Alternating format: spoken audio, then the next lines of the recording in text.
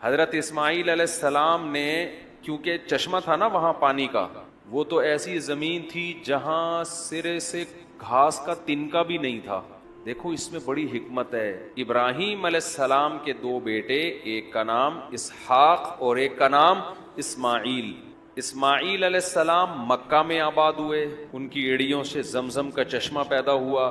حضرت ابراہیم کی ایک زوجہ حضرت ہاجرہ وہ مکہ میں آباد ہوئیں، اور ابراہیم علیہ السلام کی ایک زوجہ حضرت سارہ وہ کہاں تھی؟ فلسطین میں، بیت المقدس میں، ارض شام میں. سمجھتے ہو کہ نہیں سمجھتے؟ تو حضرت سارہ کے جو بیٹا ہوا ان کا نام کیا تھا؟ اسحاق. اور حضرت ہاجرہ کے جو ہوا ان کا نام کیا تھا؟ اسماعیل. اسماعیل علیہ السلام کی اولاد ہوتی رہی، کوئی پیغمبر پیدا نہیں ہوا. تقریباً 2-2.5 سال کے بعد جا کے رسول اللہ صلی اللہ علیہ وسلم پیدا ہوئے مکہ میں. سمجھتے ہو؟ حضرت اسماعیل علیہ السلام نے، کیونکہ چشمہ تھا نا وہاں پانی کا، وہ تو ایسی زمین تھی جہاں سرے سے گھاس کا تنکا بھی نہیں تھا. دیکھو اس میں بڑی حکمت ہے. بیت اللہ ایسی جگہ بنایا گیا ہے کہ اسے دیکھ کے کوئی یہ نہ کہے کہ یہ انسانوں کی سلیکشن ہے. انسان جب بھی خود سے کوئی خود ساختہ معبود بناتے ہیں یا خود ساختہ عبادت گاہ بناتے ہیں، اس میں اس کا تو خیال کریں گے نا کہ پبلک کے لیے یہاں پہنچنا آسان بھی ہے کہ نہیں ہے. نہیں یاری بات. اس زمانے میں مکہ کی زمین آباد کوئی تھا ہی نہیں، نہ بندہ نہ بشر. اس زمانے میں جو آباد علاقے تھے یہ شام کی زمین سرسبز. ظاہر ہے انسان ایسی جگہ کا انتخاب کرے گا جہاں پانی ہو اور جہاں سبزہ ہو. ہمیشہ سے لوگ وہیں رہتے ہیں. مکہ جس جگہ ہے نا، آپ ہوائی جہاز سے جب سفر کرتے ہیں اتنے لمبے لمبے ریگستان اور گھاس کا تنکا آپ کو دور دور تک نظر نہیں آئے گا. تو اللہ نے ابراہیم علیہ السلام کو حکم دیا فلسطین سے، شام کی مقدس سرزمین سرسبز زمین سے چل کے کہاں پہنچنا ہے؟ مکہ. آپ ذرا میپ پہ، گوگل میپ پہ سرچ کر کے دیکھ لو کتنا لمبا راستہ، نہ کوئی سڑک ہے، ریگستانوں کا سفر ہے، اونٹ پہ بیٹھ کے جانا ہے. زاد راہ کتنا لینا ہے.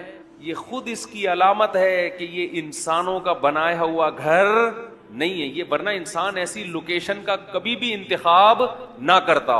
سمجھتے ہو کہ نہیں سمجھتے؟ اگر یہ خود ساختہ ہوتا ہے نا، کسی نے بنا لیا ہوتا ہے، جیسے ملحد لوگ کہتے ہیں کہ بنا لیا بس بیٹھ کے، یہاں کیوں بناتے بھائی ریگستان میں؟ پیٹرول تو اب نکلا ہے نا، مارکیٹیں تو اب بنی ہیں.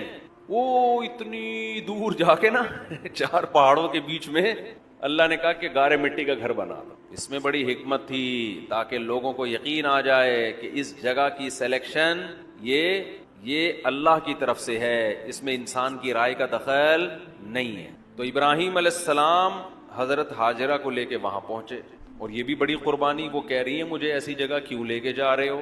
ہیں بھائی ایسی جگہ مجھے کیوں لے کے جا رہے ہو؟ صحیح بخاری کی حدیث ہے، جب پریشان ہوئی پھر پوچھا کہ بتاؤ اللہ کے حکم سے؟ انہوں نے کہا اللہ کے حکم. بس حضرت ابراہیم نے اتنا جواب دیا. حضرت ہاجرہ نے فرمایا اذا لا یضیعنا، پھر اللہ ہمیں ضائع نہیں کرے گا. پھر ضائع نہیں. کتنی نیک زوجہ تھی. آج کل کی اگر عورتیں بھی اسی طرح ہو جائیں، ہیں بھائی کتنی ہنسی خوش زندگی گزرنا. تو خواتین پھر ٹینشن دیتی ہیں. بھائی مرد بھی اگر اچھے ہو جائیں تو بھی بڑی، دونوں طرف تالی دونوں ہاتھوں سے. تو وہاں پر ابراہیم علیہ السلام حضرت ہاجرہ کو اور ان کے بیٹے اسماعیل علیہ السلام کو چھوڑ کے، بس اللہ کا حکم ہے. اللہ نے کہ بڑی حکمتیں تھی بھائی. یہاں پر اللہ نے مکہ کو آباد کرنا تھا، تو یہ سب اللہ کی طرف سے ہو رہا ہے کام. وہاں اسماعیل علیہ السلام کی ایڑیاں سے اللہ نے زمزم کا چشمہ پیدا کیا، اور ایسا پانی پیدا کیا ہے کہ آج تک وہ پانی ختم ہونے کا نام نہیں لے رہا. 4000 سال گزر گئے ہیں. دنیا میں کوئی چشمہ اتنا قدیم نہیں ہے جو اتنا لوگوں کو سیراب کر رہا ہو، اتنا سیراب کر رہا. اچھا اس میں بھی دیکھو حکمت ہے. اللہ دودھ کی نہر بھی جاری کر سکتے، شہد کی نہر بھی جاری کر سکتے. اس سے پتہ ہے کیا ہوتا؟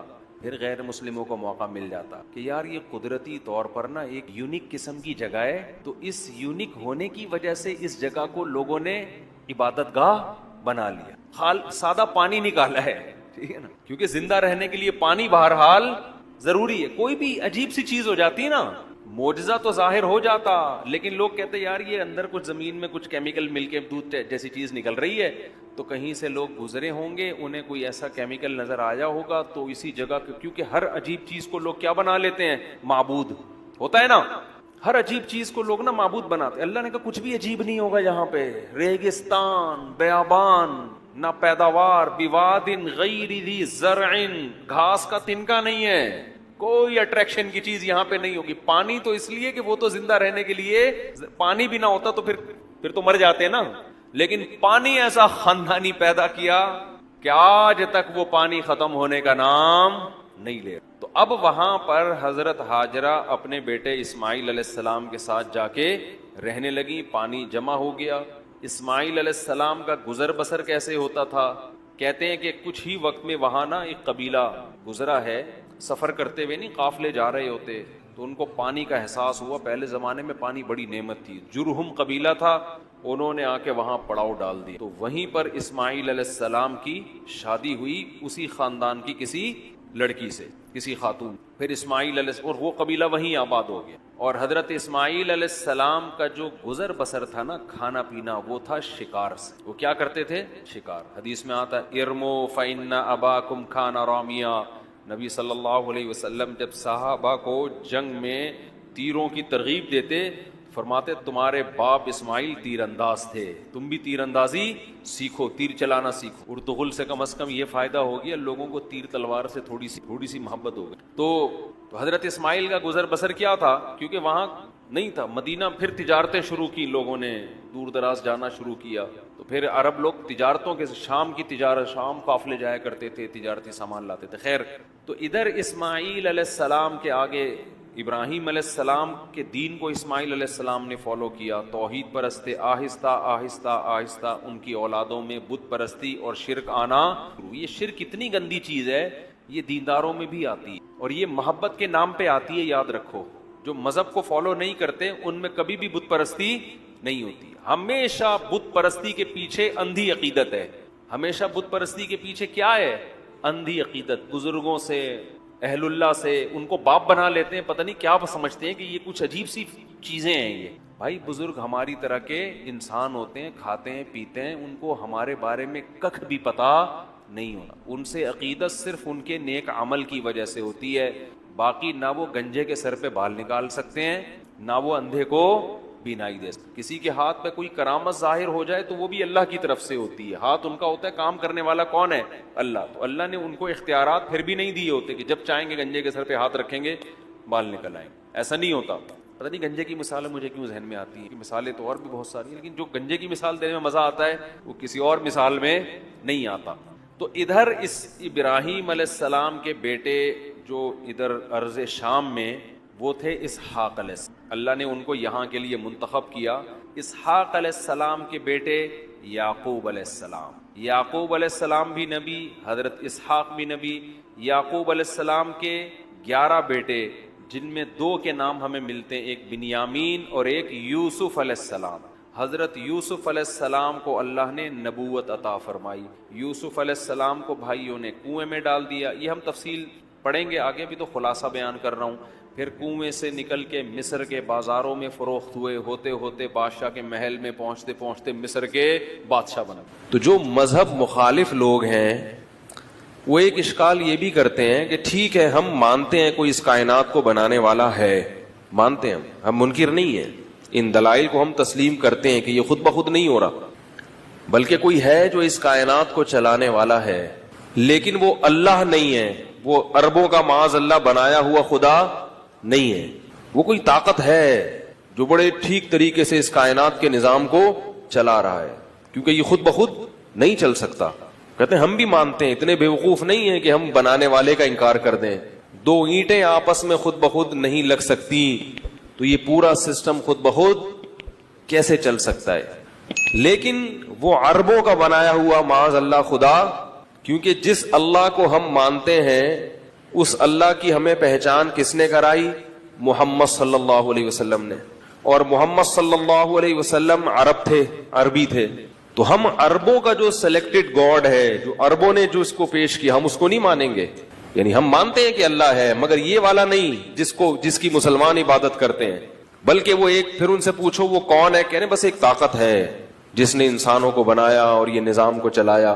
وہ کہتے ہیں اگر یہ وہ اللہ ہے جو محمد صلی اللہ علیہ وسلم نے جس کا ہمیں بتایا، تو یہ اللہ پھر مسلمانوں کی مدد کیوں نہیں کرتا؟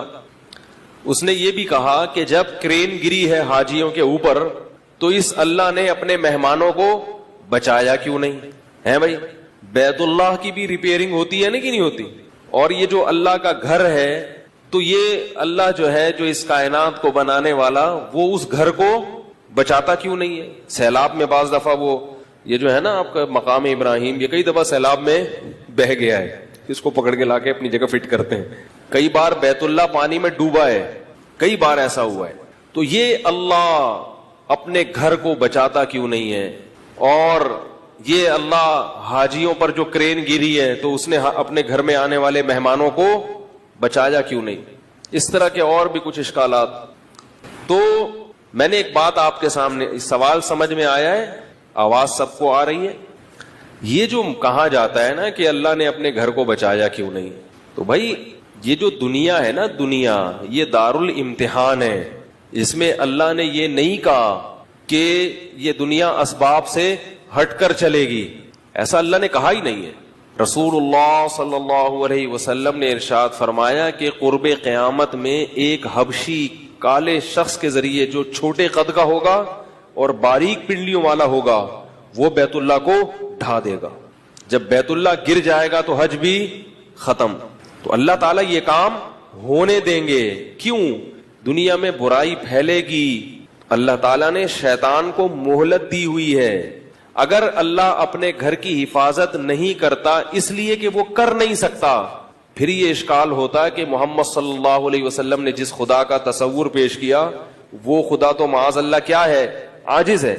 لیکن اگر وہ کسی حکمت کے پیش نظر ہونے دے رہا ہے، اب دیکھو حاجیوں کا ہی مسئلہ ہے کہ اگر حاجیوں پر کرین گر کے حاجی ہلاک نہ ہو، اس کا مطلب یہ ہوا کہ جو بھی حج کرنے جائے گا وہ اپنے بچاؤ کے اسباب اور تدبیریں اختیار کرنا چھوڑ دے، کیونکہ جو بھی وہاں جائے گا وہ مرے گا نہیں۔ تو اس سارے غیر مسلم مسلمان ہو کے حج کرنے نہ چلے جاتے کہ یار جب بھی وہاں جاؤ تو وہاں تو موت کیا ہے؟ یہ تو اللہ کا جو بنایا ہوا نظام ہے، اس کی جو حکمتیں ہیں وہ ساری حکمتیں کیا ہو جاتی؟ معطل ہو جاتی بالکل۔ سب وہاں جاتے اور اتنے دن تک گارنٹی ہوتی کہ یہ مرے گا نہیں، کیونکہ یہ کس کے گھر میں آیا ہوا ہے؟ اللہ کے گھر میں۔ آپ کہہ سکتے ہیں کہ بھائی وہ کرین گرنے سے ماں نہ مرتا، ویسے بیمار ہو کے مر جاتا، تو بیمار ہو کے مرنے کا مطلب بھی ہے کہ باہر جراثیم نے حملہ کر دیا۔ جو اللہ کرین کو گرنے سے بچا سکتا ہے وہ جراثیموں کو حملہ کرنے سے نہیں بچا سکتا ہے؟ تو پھر غیر مسلم یہ اشکال کرتے یہ اللہ اپنے گھر میں آنے والے مہمانوں کو جراثیم سے بچا نہیں سکتا کیا؟ تو اللہ نے کہا ہے میں بچا سکتا ہوں مگر بچاؤں گا نہیں۔ تبھی بیت اللہ میں جب جاتے ہیں رش ہوتا ہے تو وہاں زیادہ ویکسینیشن کی ضرورت ہوتی ہے، کیونکہ مختلف ملکوں سے لوگ آئے ہوئے ہیں، کوئی بھی اپنے ساتھ کوئی بھی بیماری لا سکتا ہے۔ بھائی میری آواز گونج تو نہیں رہی ہے؟ تو دنیا دارالاسباب ہے، یہاں کام چلے گا کس سے؟ اسباب سے۔ یہاں بیت اللہ کی حفاظت ہے، اللہ کا گھر، حفاظت کس نے کرنی ہے؟ اللہ کے بندوں نے، مسلمانوں نے حفاظت کرنی ہے اس کی۔